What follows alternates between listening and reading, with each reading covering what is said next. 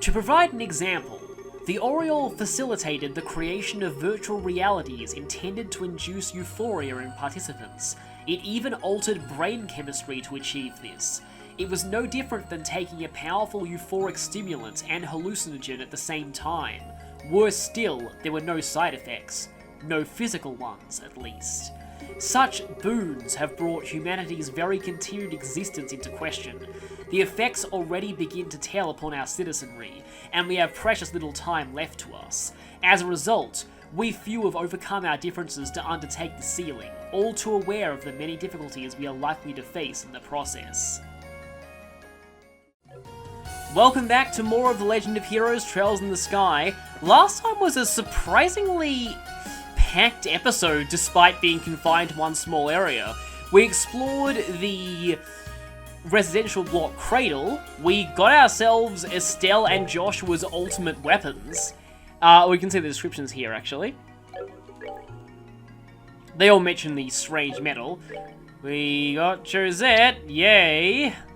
And we found a data crystal, did some ancient identity theft, and got a gospel for Chloe so we could unlock the next area, and got the final recipe. So yeah, quite a lot of stuff.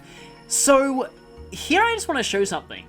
There's actually some pretty funny dialogue if you talk to every party member, and in fact most of the people on the ship, with Josette in your party.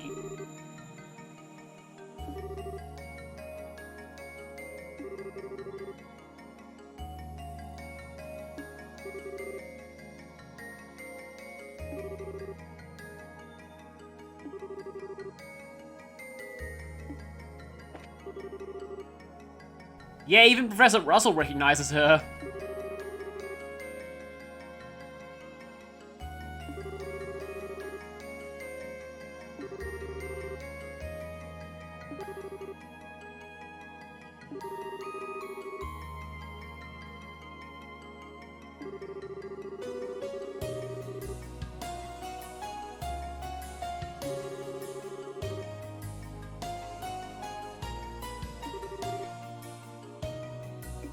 I like Professor Russell. He's, well, nicer than the majority of scientists in Zemuria, if a certain someone from Cold Steel is any representation.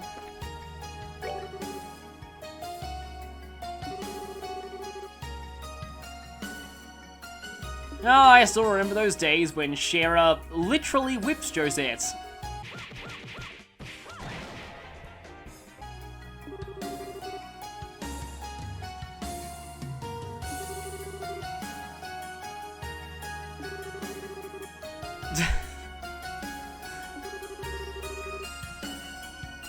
Oh yeah, trust me, she's not joking at all. She's never joking with that.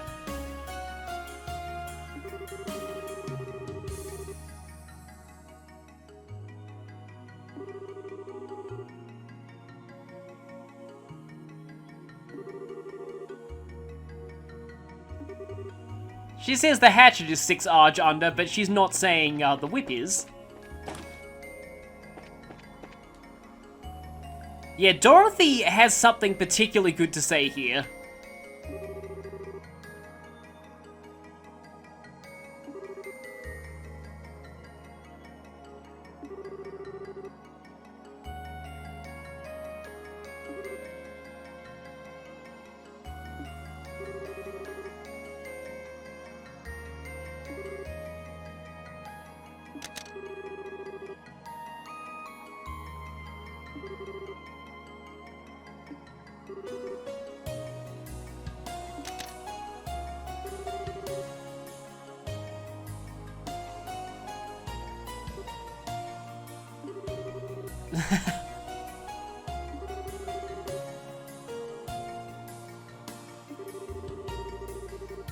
Yeah, you know, you do know those are going to be in the papers, and you're kind of a wanted criminal right now, so that might not have been a good idea.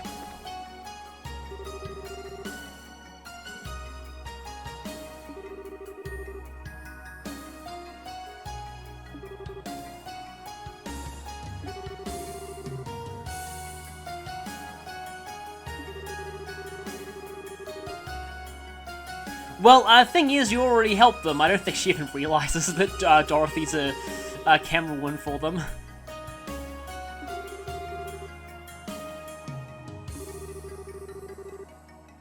Well, I mean, you know, all the stuff they wrote about them was true, so she's not really one to talk.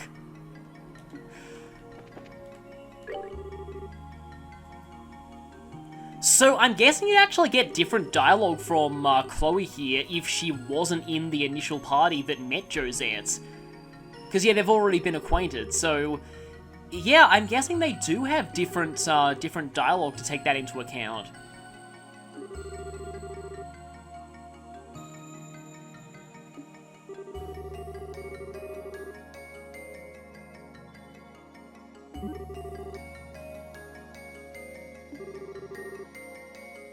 Yes, Estelle has a kind of a insult Josette reflex that she's not entirely in control of. Also, Estelle clearly knows what Fire Emblem bandits are like.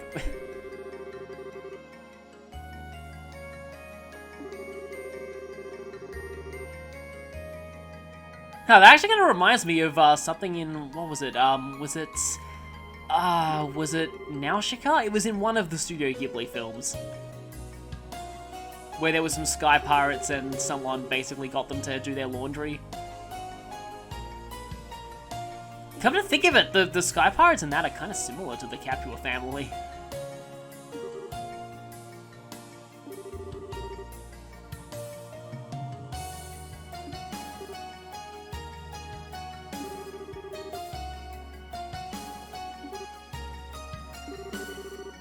And so, Chloe shows off her diplomatic skills again.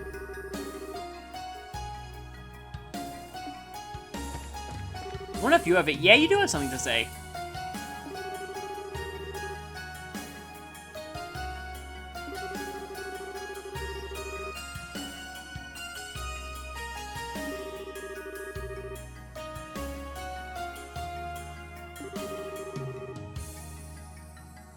It's kind of funny / sad that even when all the others talk about her working, they mostly talk about it in the context of her staying behind and helping with the repairs, because that's typically what she'll end up doing.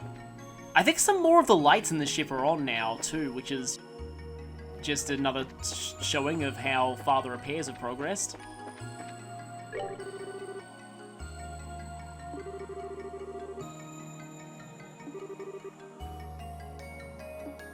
Yeah, I think because I swapped Agate into the party temporarily, I think he has slightly different dialogue here.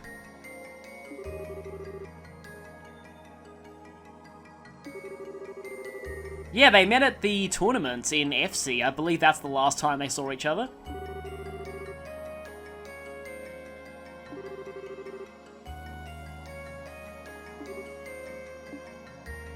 Well, Zin's one of the nicer people to her.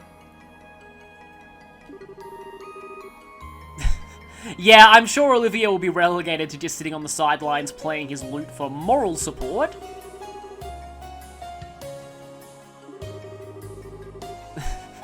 I don't trust him when he's making that expression. Ah, yes, ulterior motives, of course. Oh, right, yeah, they actually fought before. Not sure if Josette remembers.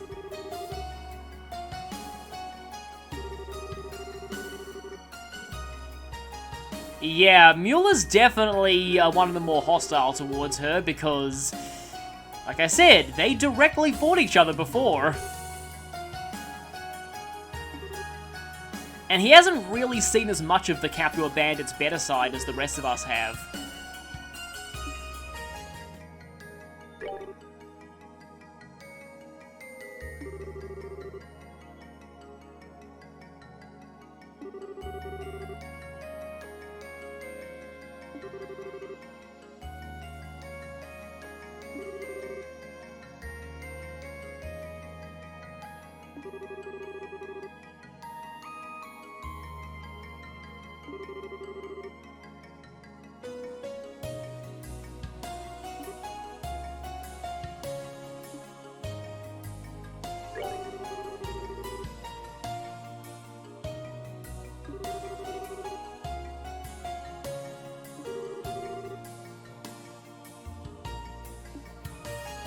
But anyway, with all of that, we're going to go ahead and swap our party a bit. I'm going to bring Agate because at level 80, he's going to learn his second S-craft. Zin also has a second S-craft that I'll be learning soon, but I want to save Zin for another area. And I think I'm actually going to bring Kevin too, because I want Kevin to level up a little bit. So, I'm going to bring him, and I've already gone ahead and swapped around their quartz and equipment, if you want to see. So Agate has the Power Orb and Divine Cross, and Kevin has all this stuff, as well as on his Orbment, he's got the Gold and Silver Gems and Sapphire Gem. I want to open up a few more slots, though, because Kevin could really use some better arts. And this is Agate's Orbment setup, if you really cared about that. So, while I'm in this nice, relaxing park district, I thought that I would go ahead and cook all of the meals in here for the achievement. So, let's go ahead and do some speed cooking. And one other thing that I can say here as well, I like the fact that every food item actually has its own image. Some of the images look really good too.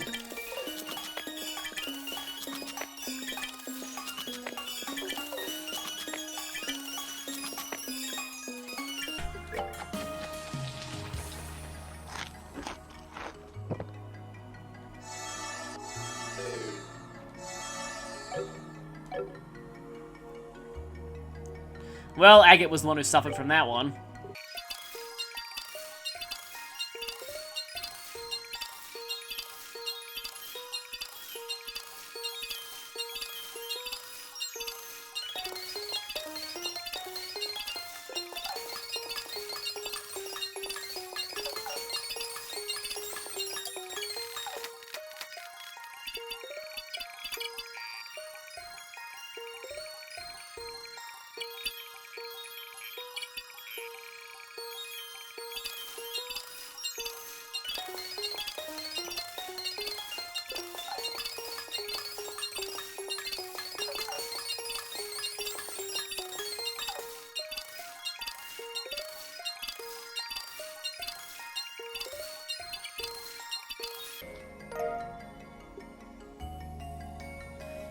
And yeah, that would be all of the dishes cooked. I must have already made at least one of each of these before. And now I'm gonna go ahead and reload my save file just so I get all my ingredients back. Because I want to save those for cooking things that I'm actually gonna need, like Resurrect Jelly and Nirvana Tea. Might as well make 5 of these. Okay, now I'll see you over at the next tunnels. Okay, here we are. It's time to move on into the next tunnels.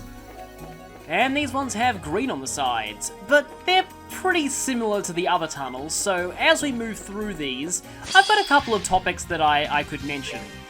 So, the first of these is that, as I may have mentioned, there's a pretty common, I guess you'd call it a leitmotif, throughout a lot of songs in this game. In fact, it's part of the song that's playing now, as well as part of the song that will play once we get back into the tunnels, and part of the song that plays on the Liber arc. It also played in the Tetracyclic Towers and in the Hidden True Form. So, the really interesting thing is that, even though the theme is kind of overused, it does seem to only ever play in locations associated with the ancient Zemurian civilization, specifically the members who lived on the floating continents.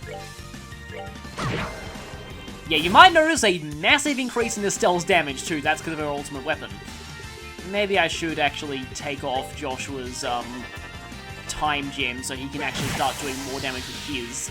Yeah, I might actually go ahead and do that.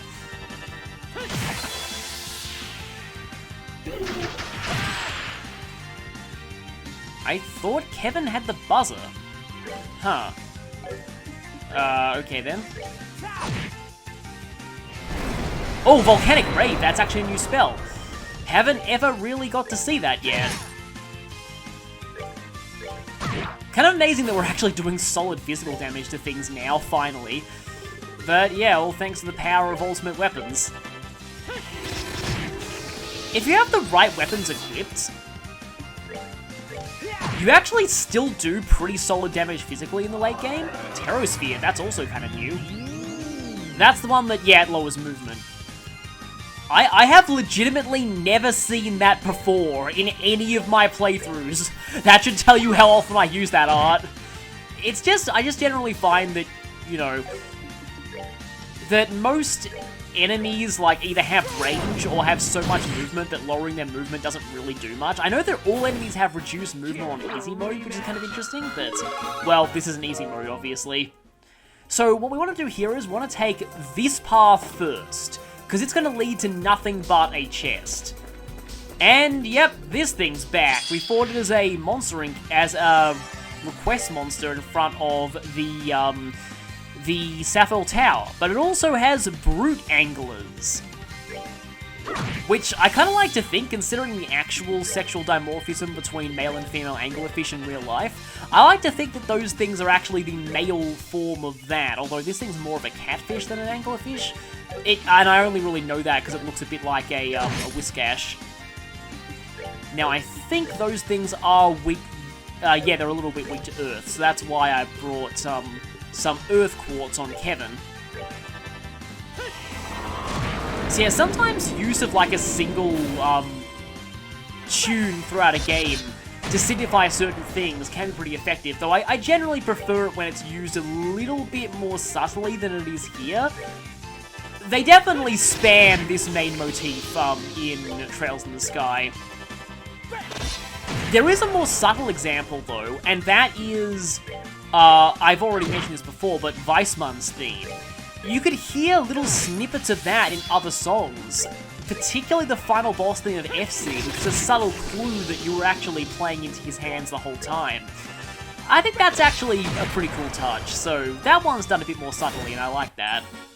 Not bad. Now, another thing I can talk about is, I never really got a chance to mention this because I initially recorded oh,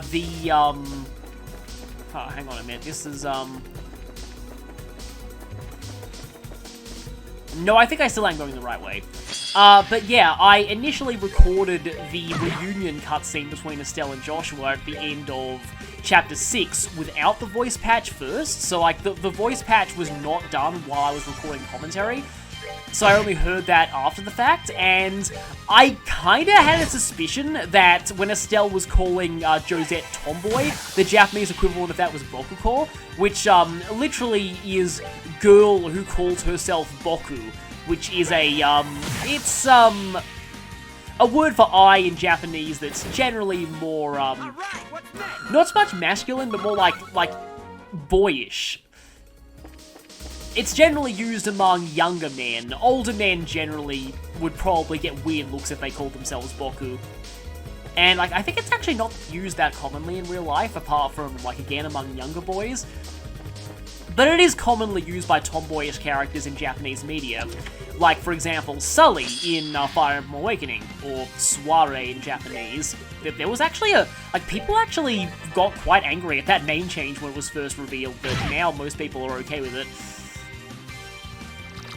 Stop getting up on Estelle, please. Yeah, I always just thought that was kind of interesting how... I mean, I suppose that is sort of the closest equivalent of the term Bokuko, but I mean... Tomboy probably wouldn't really be an insult in the West, and, like, admittedly, it's only really an insult when it's here, when Estelle is saying it towards Josette, because, yeah, Estelle has that weird... like, one-sided obviously doesn't make sense because, you know, it's... The rivalry is mutual, but I call it two-sided because really Estelle and Josette are the only two people in all of Zamuria who care about their rivalry. Not even Joshua cares about it, not even Chloe cares about it. So, yeah, they have this weird, like, self-contained rivalry going on. And on that note, that leads me into something that I was mentioning about Estelle. Please don't hit Estelle. I'm going to do this just in case that thing hits Estelle. Yeah, the ultimate weapon improves the damage of Wheel of Time even more, which is pretty cool. That's going to help out a lot against later bosses. But yeah, it was back during, I think, the Mine chapter, I was thinking about how there's something that I could talk about Estelle, and that is that I actually consider Estelle to be a gender-flipped take on the stock Shounen protagonist, in that we get the Hermes gear. Hey, I know you had high hopes for this chest, but it's empty. Don't worry about it though, maybe the next one will have something great. Actually, that one had something great too. So Hermes gear is shoes, and I think they're male only? Yeah, they're male only. And defense, dex, and agility. They don't boost speed though, which is kind of unfortunate. Because, yeah, I mean, the boost to dex is nice, it makes your accuracy pretty amazing, but I like having speed. But yeah, Estelle ticks a lot of the boxes for stock Shounen hero. She's hot-blooded, she's oblivious to love, although in this case it's her being oblivious to her own feelings for Joshua. She is extremely hopeful and always keeps up her optimism, even in the worst of times, and prompts changes in villains simply because of how hopeful she is. She's very physically oriented, although she isn't quite as obsessed with fighting as most shonen protagonists are. She actually is a bit more emotionally attuned than they are, and would often prefer to solve things without fighting if possible, so that does make her a little bit different from them. And in a lot of ways, Joshua fits a lot of the mold for the stock shonen rival. He's more cold and aloof, while Estelle is, and logical, while Estelle is more, oh, that's the other thing that Estelle definitely qualifies for with the stock shonen protagonist. She's not exactly that conventionally smart. Like, in terms of book learning, she's, definitely one for more practice rather than theory, whereas Joshua complements that by being the more intellectual of the two, which is another trait of the stock shonen rival. But yeah, he tends to be a bit more aloof, whereas the stock shonen protagonist tends to be more emotional. He can act quite distant, there's a bit where he goes off on his own. Yeah, Estelle's very much about the power of friendship, which is also yet another trait of shonen heroes. And it's kind of interesting because instead of being the rival, he's the deuteragonist and the love interest. So that's kind of, like, you know, seems like the majority of people in the shonen fandom treat the stock rival traits as being traits of love interests because reasons. So I guess Joshua does kind of subvert the mold there by actually being the love interest.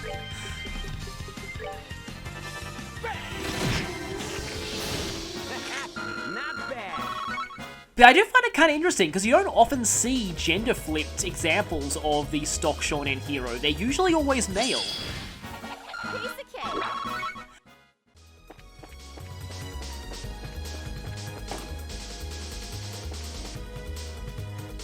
I guess it actually reminds me a bit more of Sora, though. Sora is also a pretty typical shonen hero, just like Riku is, in his case, the stock shonen rival. The chest sure is empty. Yep. I'm so glad you checked this chest! I'm you from the future, and I came back in time and worked on this game so I could warn you about... that one's actually pretty good. And we get a weapon for Zin. I'm sorry, did you misunderstand something? Only one item per person. Now go away. I like that you from the future one. Another one of those great chest quotes. There are still a lot of reused ones at this point, but there are also a lot of good ones. Alright, what's next? I feel like I didn't discover the TV tropes for stock shonen hero and stock shonen rival until recently, and I feel like they must be relatively new terms to the TV tropes lexicon, because it's kind of weird because they actually really have been tropes for quite a while. Like, you see them a lot in Japanese media. I mean, Phoenix Wright and Miles Edgeworth is another example, although Phoenix is a lot smarter than your typical shonen hero, but, oh, they are, yeah, the stock shonen hero also tends to be the butt of jokes a lot of the time. That's another trait that Estelle has sometimes. Phoenix Wright a lot more so. I really want Agate to get to level 80. I mean, Agate has a few shonen traits too, but he's, like, Agate's kind of a, I don't know, a slightly more mature but also deconstructed take on the shonen hero, because his anger issues are, like, actually explored and have, like, legitimate reasons for being there.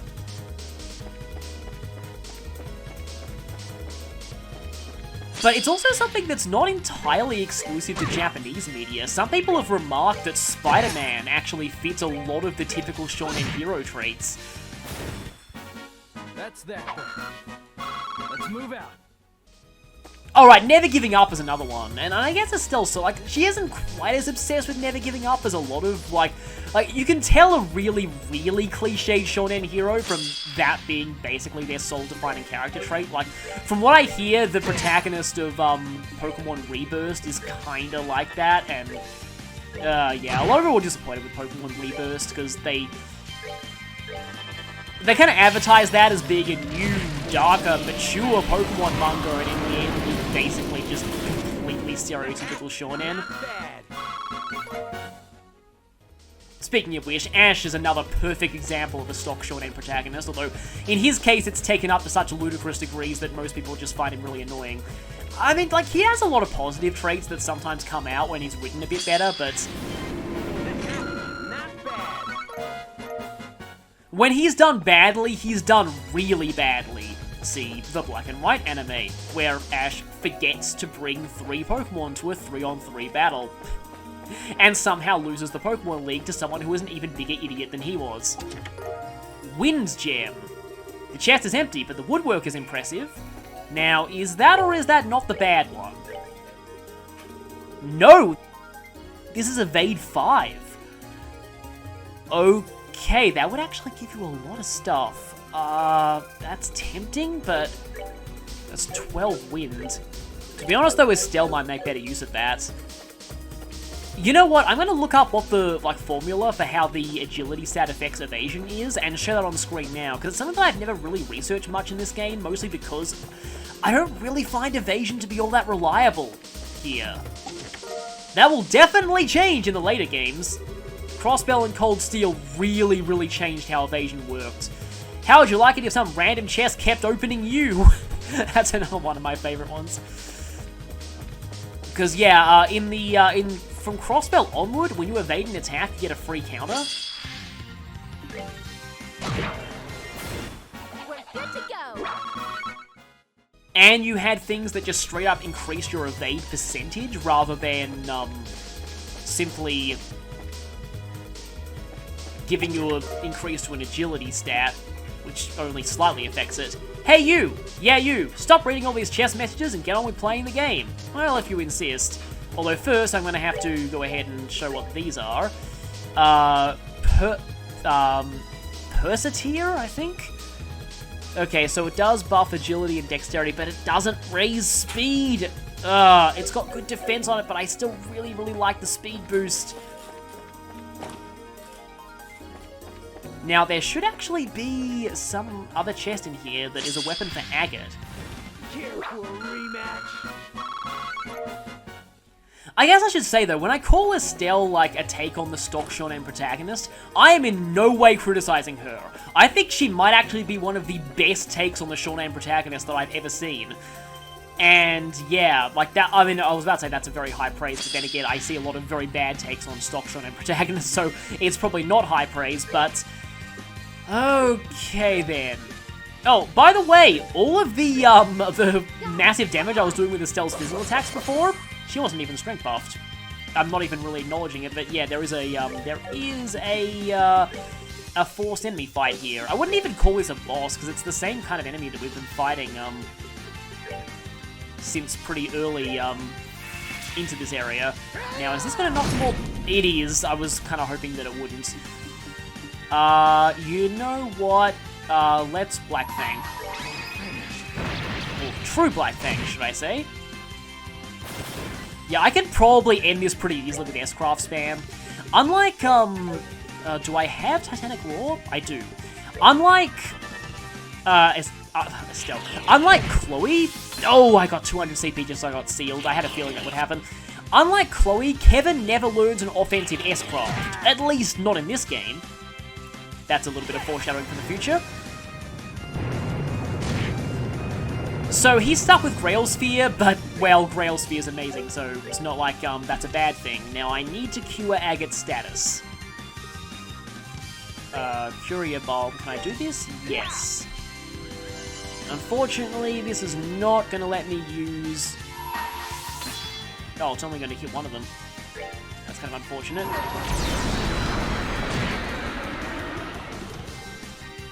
Speaking of kind of unfortunate, that thing survived, just barely. Survived just long enough to call calling more allies. Yeah, these things don't seem to be using the World Shaker that their brethren use, but maybe that's a good thing, because World Shaker is a pretty annoying thing. Is this the... No, I think we have seen these things attack before.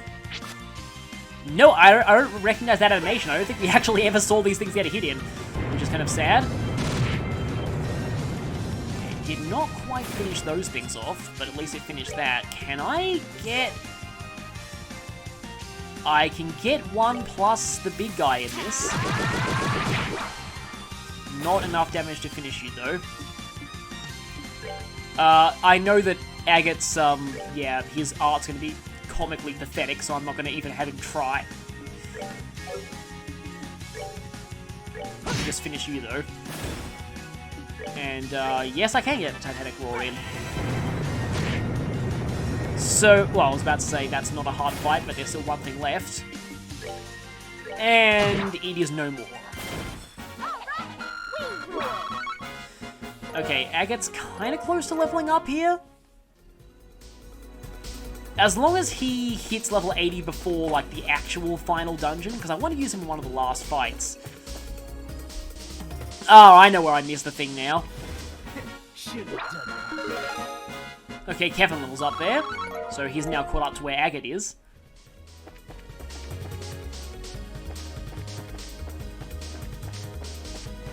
Alright, what's next?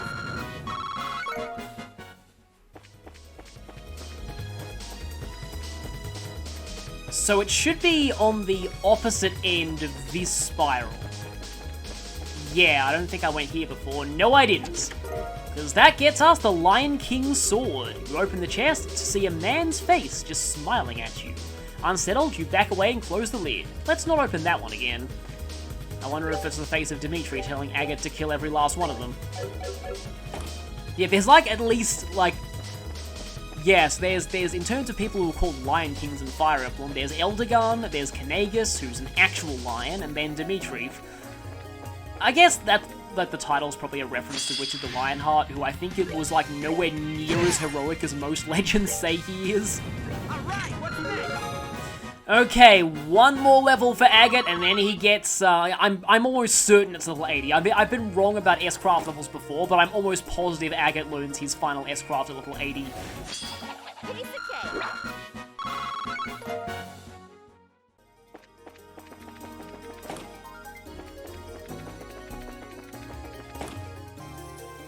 Okay, heading through here. Keep going through these tunnels, up this staircase, and this should take us out of the second batch of Liber Arc tunnels.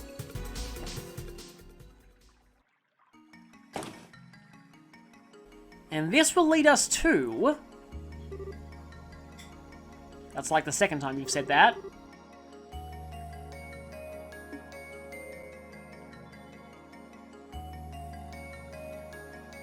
Industrial Block Factoria.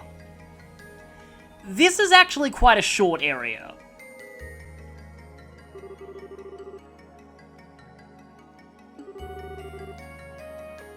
Considering this is an industrial block, they were probably constructing some kind of, I don't know, maybe some kind of airships here?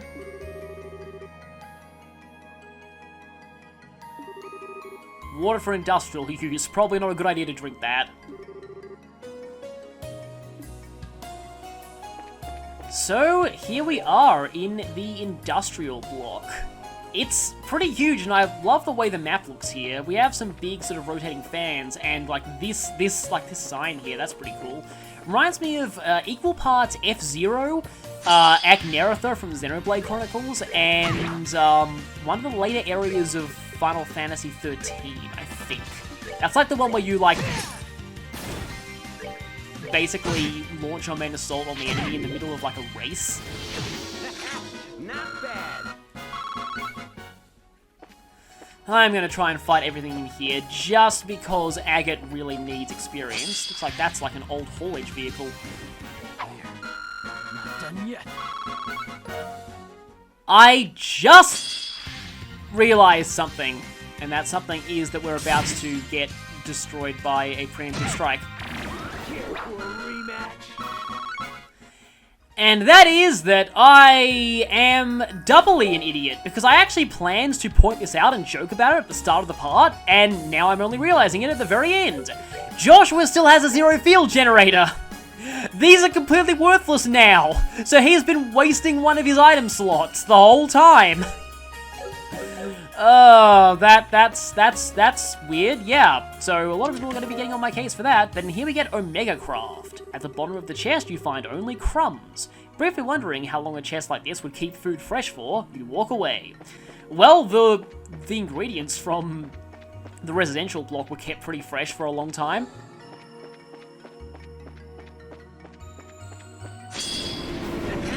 Not bad. Getting closer and closer.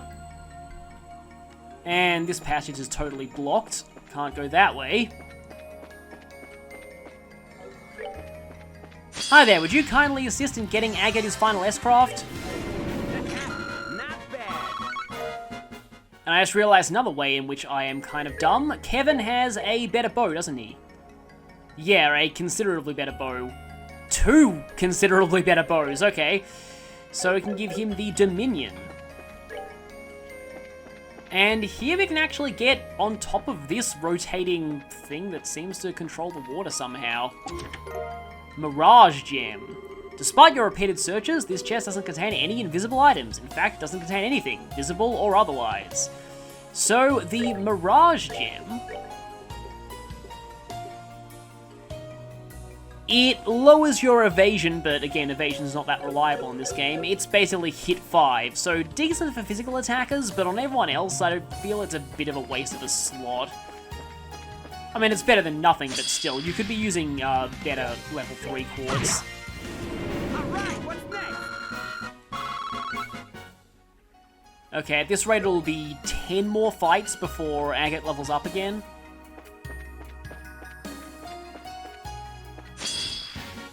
Should have done that.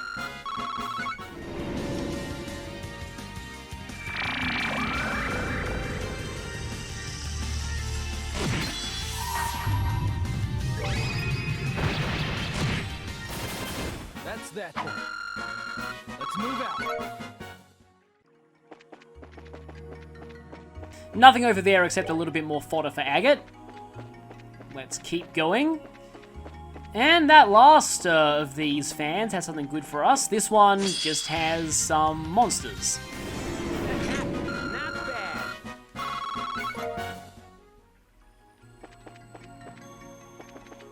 But there is a chest on the outer perimeter for even more seep if they really want you to upgrade all of your slots now. Oh no, not again. I believe those are the last thoughts of a, is it the whale or the thing that gets turned into a potted plant in Hitchhiker's Guide to the Galaxy? That's a weird thing to say out of context, but it's pretty weird even in context, to be honest. Both of them used to be missiles until they turned into... yeah, it's weird. It doesn't make any sense. That's that then. Let's move out. Okay, Kevin levels up. That's not quite the level up that I wanted, but Agate is getting pretty close. If we explore this area, though, we have another one of these. Not done yet. Getting really, really, really close.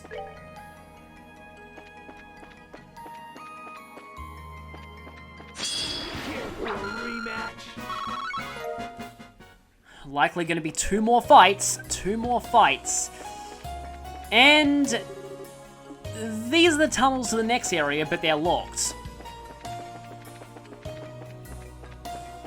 So I suppose we should just go up here and unlock them. I mean, you know, it's simple, right? Simple. All we need to do is just do the lock release. I mean, we've got a gospel now. What could possibly go wrong?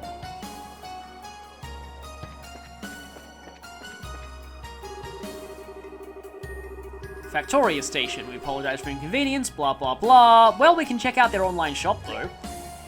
This one actually lets you get more Onyx gems, which is why I've saved up Time Seepeth. Also, more gold gems are really good, because unlike the Onyx gem, there's no drawbacks to this one. And Silver gem is also great too. Like, yeah, you want quite a few of these actually, so that's going to cost me pretty much all of my space Seepeth though. So while I'm here, I should probably spend more stuff to open a few other slots. Yep, that's Joshua fully upgraded, just like Estelle is. I can fully upgrade Kevin too. And gate lock release. In the event of service disruption, blah blah. Warning, by order of Axis Pillar, the Factoria district is currently on security lockdown. Please present your Gospel ID and enter the password to access this function. Yeah, there's one more layer of security here.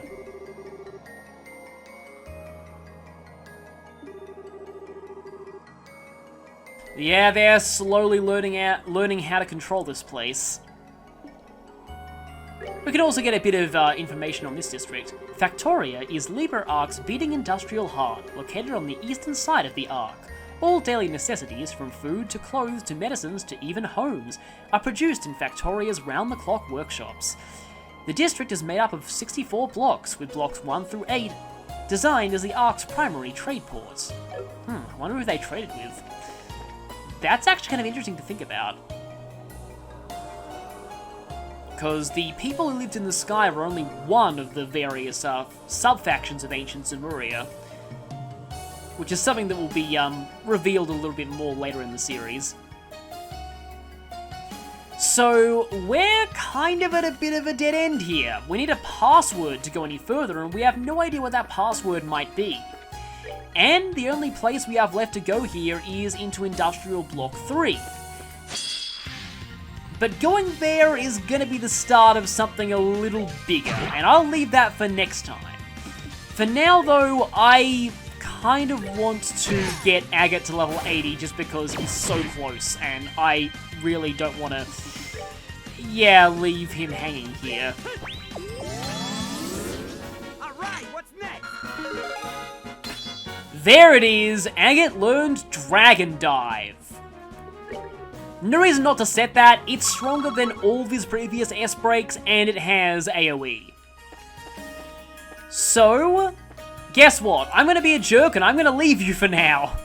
Next time, I might not even be using Agate next time either, so yeah, I'm going to leave you a bit in suspense on that one, but at least I have it now, so I will be able to show it later. Next time, we'll see what awaits us in the Factoria block, and where we'll be able to acquire that password. See you all then.